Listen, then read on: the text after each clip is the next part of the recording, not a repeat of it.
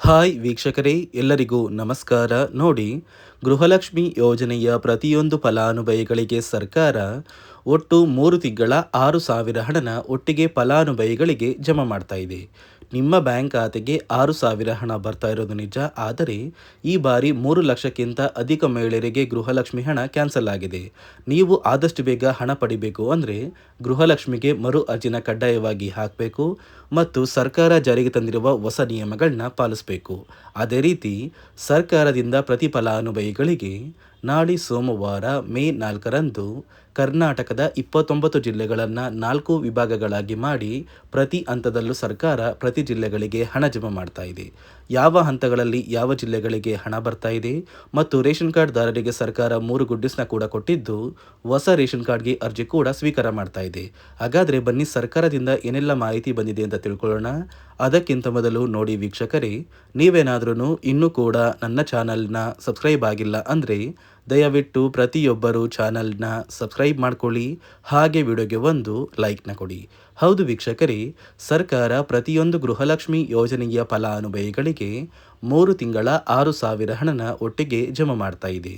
April ತಿಂಗಳ 30ನೇ ಕಂತು, March ತಿಂಗಳ 29ನೇ ಕಂತು, ಫೆಬ್ರವರಿ ತಿಂಗಳ 28ನೇ ಕಂತು, ಒಟ್ಟು 3 ತಿಂಗಳ 6,000 ಹಣನ ಒಟ್ಟಿಗೆ ಪ್ರತಿ ಫಲಾನುಭವಿಗಳಿಗೆ ಈಗಾಗಲೇ ಜಮಾ ಮಾಡೋದಕ್ಕೆ ಸರ್ಕಾರ ಶುರು ಮಾಡಿದೆ. ಆದರೆ ಸರ್ಕಾರ ಯಾವ ಕಾರಣಕ್ಕೆ ಈ ಬದಲಾವಣೆಗಳನ್ನ ಜಾರಿಗೆ ತಂದಿದೆ ಅಂತ ತಿಳಿಸ್ಕೊಡ್ತೀನಿ. ನೀವು ಆದಷ್ಟು ಬೇಗ ಈ ಮೇ ತಿಂಗಳಲ್ಲಿ ಗೃಹಲಕ್ಷ್ಮಿಗೆ ಮರು ಅರ್ಜಿನ ಹಾಕಿ.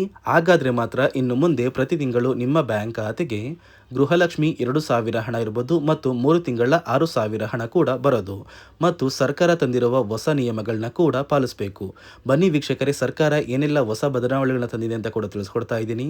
ಅದಕ್ಕಿಂತ ಮೊದಲು ನಾಳೆ ಸೋಮವಾರ ಮೇ 4ರಂದು ಕರ್ನಾಟಕದ 29 ಜಿಲ್ಲೆಗಳಿಗೆ ಹಣ ಬರ್ತಾ ಇದೆ.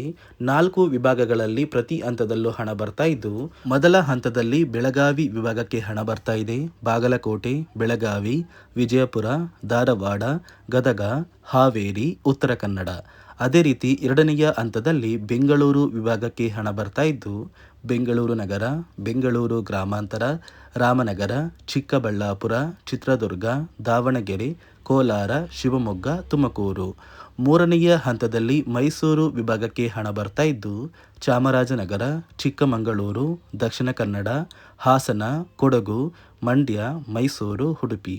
ಅದೇ ರೀತಿ ನಾಲ್ಕನೆಯ ಹಂತದಲ್ಲಿ ಕಲಬುರಗಿ ವಿಭಾಗಕ್ಕೆ ಹಣ ಬರ್ತಾ ಇದ್ದು, ಬಳ್ಳಾರಿ, ಬೀದರ್, ಕಲಬುರಗಿ, ಕೊಪ್ಪಳ, ರಾಯಚೂರು, ಯಾದಗಿರಿ ಮತ್ತು ವಿಜಯನಗರ. ಹೀಗೆ 4 ಹಂತಗಳಲ್ಲಿ ಪ್ರತಿ ವಿಭಾಗಕ್ಕೆ ಸರ್ಕಾರ ಹಣನ ಜಮಾ ಮಾಡ್ತಾ ಇದೆ. ಇಲ್ಲಿಯವರೆಗೂ ಸುಮಾರು 20% ಫಲಾನುಭವಿಗಳ ಬ್ಯಾಂಕ್ ಖಾತೆಗೆ ಒಟ್ಟು ಗೃಹಲಕ್ಷ್ಮಿ 30ನೇ ಕಂತಿನ ಹಣದವರೆಗೂ ಕೂಡ ಜಮಾ ಆಗಿದೆ. ಇನ್ನೂ ಕೂಡ ಉಳಿದಿರುವ 80% ಫಲಾನುಭವಿಗಳ ಬ್ಯಾಂಕ್ ಖಾತೆಗೆ ಗೃಹಲಕ್ಷ್ಮಿ ಹಣ ಆದಷ್ಟು ಬೇಗ ಜಮಾ ಆಗುತ್ತೆ.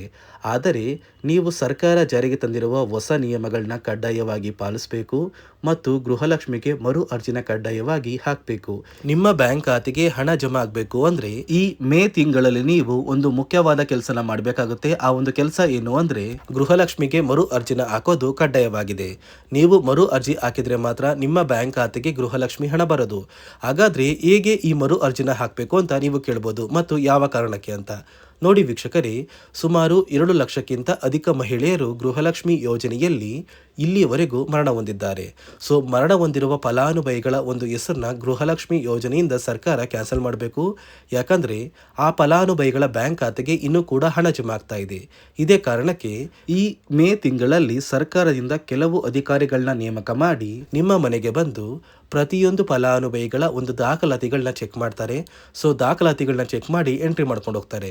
ನಂತರ ಪ್ರತಿಯೊಂದು ಫಲಾನುಭವಿಗಳಿಗೆ ಗೃಹಲಕ್ಷ್ಮಿ ಹಣ ಜಮಾ ಆಗೋದು. ಅದೇ ರೀತಿ ಇನ್ನು ಮುಂದೆ ವರ್ಷದ ಕೊನೆಯಲ್ಲಿ ನೀವು ಗೃಹಲಕ್ಷ್ಮಿ ಯೋಜನೆಗೆ ನೀವು ಹೊಂದಿರುವ ಲೈಫ್ ಸರ್ಟಿಫಿಕೇಟ್ನ ಕೊಟ್ಟು ಮರು ಅರ್ಜಿ ಹಾಕಿದರೆ ಮಾತ್ರ ನಿಮ್ಮ ಬ್ಯಾಂಕ್ ಖಾತೆಗೆ ಮುಂದಿನ ತಿಂಗಳಿಂದ ಗೃಹಲಕ್ಷ್ಮಿ ಹಣ ಬರೋದು ಅಂತ ಸರ್ಕಾರ ಆದೇಶ ಕೊಟ್ಟಿದೆ. ಈಗಾಗಲೇ ಫಲಾನುಭವಿಗಳ ಬ್ಯಾಂಕ್ ಖಾತೆಗೆ ಒಟ್ಟು 3 ತಿಂಗಳ ಗೃಹಲಕ್ಷ್ಮಿ ಹಣನ ಸರ್ಕಾರ ಜಮಾ ಮಾಡ್ತಾ ಇದೆ. ನಿಮ್ಮ ಬ್ಯಾಂಕ್ ಖಾತೆಗೂ ಕೂಡ ಸರ್ಕಾರ ಈ ಮೇ ತಿಂಗಳ 10ನೇ ತಾರೀಕಷ್ಟರಲ್ಲಿ ಪ್ರತಿಯೊಂದು ಫಲಾನುಭವಿಗಳಿಗೆ ಸೇರಬೇಕಾಗಿರುವ 3 ತಿಂಗಳ ಗೃಹಲಕ್ಷ್ಮಿ ಹಣ ಜಮಾ ಆಗುತ್ತೆ. ಮತ್ತು ಸರ್ಕಾರದಿಂದ ಜಾರಿಗೆ ತಂದಿರುವ ಹೊಸ ನಿಯಮಗಳನ್ನ ನೀವು ಪಾಲಿಸಿದರೆ ಮಾತ್ರ ನಿಮ್ಮ ಬ್ಯಾಂಕ್ ಖಾತೆಗೆ ಮುಂದಿನ ದಿನಗಳಲ್ಲಿ ಗೃಹಲಕ್ಷ್ಮಿ ಹಣ ಬರದು ಅಂತ ಸರ್ಕಾರ ಆದೇಶ ಕೊಟ್ಟಿದೆ. ರೇಷನ್ ಕಾರ್ಡ್ ಹೊಂದಿರುವ ಪ್ರತಿಯೊಂದು ಕಾರ್ಡ್ದಾರರಿಗೂ ಕೂಡ ಸರ್ಕಾರ 3 ಮುಖ್ಯವಾದ ಭರ್ಜರಿ ಗುಡ್ ನ್ಯೂಸ್ನ ಕೊಟ್ಟಿದ್ದು, ಮೊದಲ ಒಂದು ಗುಡ್ ನ್ಯೂಸ್ ಬಂದು ಸರ್ಕಾರ ಹೊಸ ರೇಷನ್ ಕಾರ್ಡ್ಗೆ ಅರ್ಜಿನ ಸ್ವೀಕಾರ ಮಾಡ್ತಾ ಇದೆ. ನೀವು ಕೂಡ ಹೊಸ ರೇಷನ್ ಕಾರ್ಡ್ನ ಪಡಿಬೇಕು ಅಂದರೆ ಆದಷ್ಟು ಬೇಗ ಅರ್ಜಿನ ಹಾಕಿ. ಅದೇ ರೀತಿ ಎರಡನೆಯ ಒಂದು ಗುಡ್ ನ್ಯೂಸ್ ಬಂದು ನೋಡಿ ವೀಕ್ಷಕರೇ, ನಿಮ್ಮ ಒಂದು ರೇಷನ್ ಕಾರ್ಡ್ಗೆ ಸರ್ಕಾರ ಈ ಏಪ್ರಿಲ್ ತಿಂಗಳಲ್ಲಿ ಫೆಬ್ರವರಿ ಮತ್ತು ಮಾರ್ಚ್ ತಿಂಗಳ ಒಟ್ಟು 2 ತಿಂಗಳ ಇಂದಿರಾ ಕಿಟ್ನ ವಿತರಣೆ ಮಾಡ್ತಾ ಇದೆ. 5 ರೀತಿಯ ಆಹಾರ ಪದಾರ್ಥಗಳು ಇರುವಂತಹ 10 ಆಹಾರ ಪದಾರ್ಥಗಳನ್ನ ಸರ್ಕಾರ ಈ ಏಪ್ರಿಲ್ ತಿಂಗಳಲ್ಲಿ ಪ್ರತಿಯೊಂದು ರೇಷನ್ ಕಾರ್ಡ್ದಾರರಿಗೆ ಕೊಡ್ತಾ ಇದ್ದು, ಪ್ರತಿಯೊಬ್ಬರಿಗೂ ಆದಷ್ಟು ಬೇಗ ಈ ಒಂದು ಸೌಲಭ್ಯ ಸಿಗ್ತಾ ಇದೆ. ಅದೇ ರೀತಿ ಮೂರನೆಯ ಒಂದು ಗುಡ್ ನ್ಯೂಸ್ ಬಂದು, ಇನ್ನು ಮುಂದೆ ನೀವು ಉಚಿತ ಅಕ್ಕಿ ಪಡಿಬೇಕು ಅಂದರೆ ಆ ಒಂದು ಬಯೋಮೆಟ್ರಿಕ್ ಮಷಿನ್ ಮೇಲೆ ಬೆರಳಿಡುವಂತಹ ಅವಶ್ಯಕತೆ ಇಲ್ಲ. ಯಾಕಂದರೆ ಇದೀಗ ಸರ್ಕಾರ ನಿಮ್ಮ ಒಂದು ಬೆರಳು ಆ ಒಂದು ಮಷಿನಲ್ಲಿ ಎಂಟ್ರಿ ಆಗಿಲ್ಲ ಅಂದರೂ ಕೂಡ ಆ ಒಂದು ಅಧಿಕಾರಿಗಳು ಪುಸ್ತಕದಲ್ಲಿ ನಿಮ್ಮ ಒಂದು ಹೆಸರನ್ನ ಬರ್ಕೊಂಡು ನಿಮ್ಮ ಕಾರ್ಡಿಗೆ ಅಕ್ಕಿನ ಕೊಡಬೇಕು ಅಂತ ಸರ್ಕಾರ ಆದೇಶ ಕೊಟ್ಟಿದ್ದು, ಈ 3 ಗುಡ್ ನ್ಯೂಸ್ನ ಪ್ರತಿಯೊಂದು ಫಲಾನುಭವಿಗಳಿಗೆ ಸರ್ಕಾರ ಕೊಡ್ತಾ ಇದೆ. ಇದರ ಜೊತೆಗೆ ನಿಮ್ಮ ಬ್ಯಾಂಕ್ ಖಾತೆಗೆ ಗೃಹಲಕ್ಷ್ಮಿ ಯೋಜನೆಯ ಹಣ ಇನ್ನು ಮುಂದೆ ಬರಬೇಕು ಅಂದರೆ 5 ರೀತಿಯ ಹೊಸ ನಿಯಮಗಳನ್ನ ನೀವು ಪಾಲಿಸಬೇಕು ಅಂತ ಸರ್ಕಾರ ಆದೇಶ ಕೊಟ್ಟಿದೆ. ಅದೇ ರೀತಿ ನೋಡಿ ಸ್ನೇಹಿತರೆ, ಈ ಬಾರಿ ಸುಮಾರು 1 ಲಕ್ಷಕ್ಕಿಂತ ಅಧಿಕ ಫಲಾನುಭವಿಗಳ ಬ್ಯಾಂಕ್ ಖಾತೆಗೆ ಸರ್ಕಾರ ಗೃಹಲಕ್ಷ್ಮಿ ಯೋಜನೆಯ ಹಣನ ಜಮಾ ಮಾಡ್ತಾ ಇಲ್ಲ. ಕಾರಣ ಏನು ಅಂದರೆ, ನಿಮ್ಮ ಬ್ಯಾಂಕ್ ಖಾತೆಗೆ ಡೆಬಿಟ್ ಮೂಲಕ ಹಣ ಜಮಾ ಮಾಡುವಂತಹ ಸಂದರ್ಭದಲ್ಲಿ ಸರ್ಕಾರ ಸಾಕಷ್ಟು ಫಲಾನುಭವಿಗಳ ಒಂದು ಬ್ಯಾಂಕ್ ಖಾತೆಗೆ ಹಣ ಜಮಾ ಮಾಡೋದನ್ನು ಕ್ಯಾನ್ಸಲ್ ಮಾಡಿದೆ. ಯಾಕಂದರೆ ಇತ್ತೀಚೆಗೆ ಹಣಕಾಸು ಇಲಾಖೆ ಜಾರಿಗೆ ತಂದಿರುವ 5 ನಿಯಮಗಳ ಆಧಾರದ ಮೇಲೆ ಪ್ರತಿಯೊಂದು ಫಲಾನುಭವಿಗಳಿಗೆ ಸರ್ಕಾರ ಈ ಒಂದು ಹಣನ ಜಮಾ ಮಾಡ್ತಾ ಇದ್ದು, ಯಾರೆಲ್ಲ ಫಲಾನುಭವಿಗಳು ಈ ನಿಯಮಗಳನ್ನ ಪಾಲಿಸಿಲ್ಲ ನಿಮ್ಮ ಬ್ಯಾಂಕ್ ಖಾತೆಗೂ ಕೂಡ ಹಣ ಜಮಾ ಆಗೋದಿಲ್ಲ. ಹಾಗಾದರೆ ಬನ್ನಿ ಸ್ನೇಹಿತರೆ, ಸರ್ಕಾರ ಜಾರಿಗೆ ತಂದಿರುವ ಆ 5 ಹೊಸ ನಿಯಮಗಳು ಏನು ಅಂತ ನಾನು ನಿಮಗೆ ತಿಳಿಸ್ಕೊಡ್ತಾ ಇದ್ದೀನಿ. ನೋಡಿ ಸ್ನೇಹಿತರೆ, ಮೊದಲನೆಯ ಒಂದು ನಿಯಮ ಬಂದು, ಸಾಕಷ್ಟು ಫಲಾನುಭವಿಗಳು ಹೊಂದಿರುವಂತಹ ಒಂದು ರೇಷನ್ ಕಾರ್ಡ್ ಏನಿದೆ, ಆ ಒಂದು ರೇಷನ್ ಕಾರ್ಡ್ನ ಮನೆಯ ಸದಸ್ಯರ ಪ್ರತಿಯೊಬ್ಬರ ಒಂದು ಆಧಾರ್ ಕಾರ್ಡ್ನ ನಿಮ್ಮ ರೇಷನ್ ಕಾರ್ಡ್ಗೆ ಕಡ್ಡಾಯವಾಗಿ ಲಿಂಕ್ ಮಾಡಿಸ್ಬೇಕು. ಅಂದರೆ ಈ ಒಂದು ಲಿಂಕ್ ಮಾಡಿಸುವಂತಹ ಒಂದು ಪ್ರೊಸೀಜರ್ಗೆ ಸರ್ಕಾರ KYC ಅಂತ ಕರೀತಾರೆ. ನಿಮ್ಮ ರೇಷನ್ ಕಾರ್ಡ್ಗೆ ಇನ್ನೂ ಸಹ KYC ಆಗಿಲ್ಲ ಅಂದರೆ ನಿಮ್ಮ ಬ್ಯಾಂಕ್ ಖಾತೆಗೆ ಸರ್ಕಾರ ಮುಂದಿನ ದಿನಗಳಲ್ಲಿ ಗೃಹಲಕ್ಷ್ಮಿ ಯೋಜನೆಯ ಹಣನ ಕ್ಯಾನ್ಸಲ್ ಮಾಡುತ್ತೆ. ಅದೇ ರೀತಿ ಎರಡನೆಯ ಒಂದು ನಿಯಮ ಬಂದು, ಸಾಕಷ್ಟು ಫಲಾನುಭವಿಗಳು ಕಳೆದ 3 ತಿಂಗಳಿಂದ ಸರ್ಕಾರದಿಂದ ಬರ್ತಾ ಇರುವಂತಹ ಒಂದು ರೇಷನ್ ಏನಿದೆ, ಅಂದರೆ ಉಚಿತ ಅಕ್ಕಿ ಏನಿದೆ, ಈ ಒಂದು ರೇಷನ್ನ ಪಡ್ಕೋತಾ ಇಲ್ಲ. ಒಂದು ವೇಳೆ ಕಳೆದ 3 ತಿಂಗಳಿಂದ ನೀವು ರೇಷನ್ನ ಪಡ್ಕೊಂಡಿಲ್ಲ ಅಂದರೆ ಸರ್ಕಾರ ನಿಮ್ಮ ಬಳಿ ಇರುವಂತಹ ಒಂದು ರೇಷನ್ ಕಾರ್ಡ್ನ ಕ್ಯಾನ್ಸಲ್ ಮಾಡುತ್ತೆ. ನಿಮ್ಮ ರೇಷನ್ ಕಾರ್ಡ್ನ ಸರ್ಕಾರ ಕ್ಯಾನ್ಸಲ್ ಮಾಡಿದ್ರೆ ನಿಮ್ಮ ಬ್ಯಾಂಕ್ ಖಾತೆಗೆ ಗೃಹಲಕ್ಷ್ಮಿ ಯೋಜನೆಯ ಹಣ ಇರ್ಬೋದು ಮತ್ತು ಸರ್ಕಾರದಿಂದ ಬರುವಂತಹ ಒಂದು ಸೌಲಭ್ಯಗಳನ್ನ ನೀವು ಕಳ್ಕೋಬೇಕಾಗುತ್ತೆ. ಅದೇ ರೀತಿ ಮೂರನೆಯ ಒಂದು ನಿಯಮ ಬಂದು, ನೋಡಿ ಸ್ನೇಹಿತರೆ, ನಿಮ್ಮ ಬಳಿ ಇರುವಂತಹ ಒಂದು ಆಧಾರ್ ಕಾರ್ಡ್ ಏನಿದೆ, ಆ ಒಂದು ಆಧಾರ್ ಕಾರ್ಡ್ನ ಕಳೆದ 15 ವರ್ಷಗಳಲ್ಲಿ ನೀವು ಯಾವುದೇ ರೀತಿಯ ಒಂದು ತಿದ್ದುಪಡಿನ ಮಾಡಿಸಿಲ್ಲ ಅಂದರೆ ನಿಮ್ಮ ಬ್ಯಾಂಕ್ ಖಾತೆಗೆ ಸರ್ಕಾರ ಗೃಹಲಕ್ಷ್ಮಿ ಯೋಜನೆಯ ಹಣನ ಕ್ಯಾನ್ಸಲ್ ಮಾಡುತ್ತೆ. ಯಾಕಂದರೆ ಸರ್ಕಾರದಿಂದ ಬಂದಿರುವಂತಹ ಒಂದು ಆದೇಶದ ಪ್ರಕಾರ ಪ್ರತಿಯೊಂದು ಫಲಾನುಭವಿಗಳು ಕಳೆದ 15 ವರ್ಷಗಳಲ್ಲಿ ಯಾವುದೇ ರೀತಿಯ ಒಂದು ತಿದ್ದುಪಡಿನ ನಿಮ್ಮ ಆಧಾರ್ ಕಾರ್ಡ್ಗೆ ನೀವು ಮಾಡಿಸಿಲ್ಲ ಅಂದರೆ ಕಡ್ಡಾಯವಾಗಿ ಆದಷ್ಟು ಬೇಗ ನಿಮ್ಮ ಆಧಾರ್ ಕಾರ್ಡ್ಗೆ ತಿದ್ದುಪಡಿನ ಮಾಡಿಸಿ. ಅದೇ ರೀತಿ 4ನೆಯ ಒಂದು ನಿಯಮ ಬಂದು, ನಿಮ್ಮ ಕುಟುಂಬದ ಒಂದು ವಾರ್ಷಿಕ ಆದಾಯ 7 ಲಕ್ಷಕ್ಕಿಂತ ಕಡಿಮೆ ಇರಬೇಕು. ಒಂದು ವೇಳೆ ನಿಮ್ಮ ಕುಟುಂಬದ ವಾರ್ಷಿಕ ಆದಾಯ 7 ಲಕ್ಷಕ್ಕಿಂತ ಜಾಸ್ತಿ ಇದ್ದರೆ ನಿಮ್ಮ ಬ್ಯಾಂಕ್ ಖಾತೆಗೆ ಸರ್ಕಾರ ಗೃಹಲಕ್ಷ್ಮಿ ಯೋಜನೆಯ ಹಣನ ಕ್ಯಾನ್ಸಲ್ ಮಾಡುತ್ತೆ.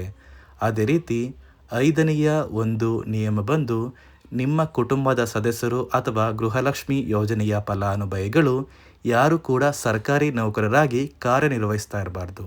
ಒಂದು ವೇಳೆ ನಿಮ್ಮ ಕುಟುಂಬದಲ್ಲಿ ಯಾರೇ ಆಗಿದ್ರೂ ಸರ್ಕಾರಿ ನೌಕರರಾಗಿ ಕಾರ್ಯನಿರ್ವಹಿಸ್ತಾ ಇದ್ದರೆ ನಿಮ್ಮ ಬ್ಯಾಂಕ್ ಖಾತೆಗೆ ಗೃಹಲಕ್ಷ್ಮಿ ಯೋಜನೆಯ ಹಣ ಕ್ಯಾನ್ಸಲ್ ಆಗುತ್ತೆ. ಈ 5 ನಿಯಮಗಳ ಆಧಾರದ ಮೇಲೆ ಪ್ರತಿಯೊಂದು ಫಲಾನುಭವಿಗಳಿಗೆ ಸರ್ಕಾರ ಹಣ ಜಮಾ ಮಾಡ್ತಾ ಇದೆ. ಒಂದು ವೇಳೆ ನೀವು ಈ 5 ನಿಯಮಗಳನ್ನ ಪಾಲಿಸಿಲ್ಲ ಅಂದ್ರೆ ನೀವು ಕೂಡ ಗೃಹಲಕ್ಷ್ಮಿ ಯೋಜನೆಯ ಹಣದಿಂದ ವಂಚಿತರಾಗಬೇಕಾಗುತ್ತೆ.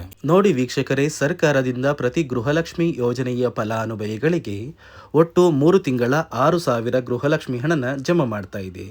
ಮೇ 10ರೊಳಗೆ ಪ್ರತಿಯೊಬ್ಬರು ಈ 6,000 ಹಣನ ಪಡ್ಕೋತೀರಾ. ಅದೇ ರೀತಿ ರೇಷನ್ ಕಾರ್ಡ್ ದಾರರಿಗೂ ಕೂಡ ಸರ್ಕಾರ ಭರ್ಜರಿ ಗುಡ್ಡಿಸ್ನ ಕೊಟ್ಟಿದೆ ಅಂತ ಹೇಳ್ತಾ ಇದಿಷ್ಟು ಸರ್ಕಾರದಿಂದ ಬಂದಿರುವ ಹೊಸ ಮಾಹಿತಿಯಾಗಿದೆ. ನಾನು ಕೊಟ್ಟಿರುವ ಮಾಹಿತಿ ನಿಮಗೆ ಇಷ್ಟ ಆಗಿದ್ದಲ್ಲಿ ದಯವಿಟ್ಟು ಪ್ರತಿಯೊಬ್ಬರು ನನ್ನ ಚಾನಲ್ನ ಸಬ್ಸ್ಕ್ರೈಬ್ ಮಾಡ್ಕೊಳ್ಳಿ, ಹಾಗೆ ವಿಡಿಯೋಗೆ ಒಂದು ಲೈಕ್ನ ಕೊಡಿ.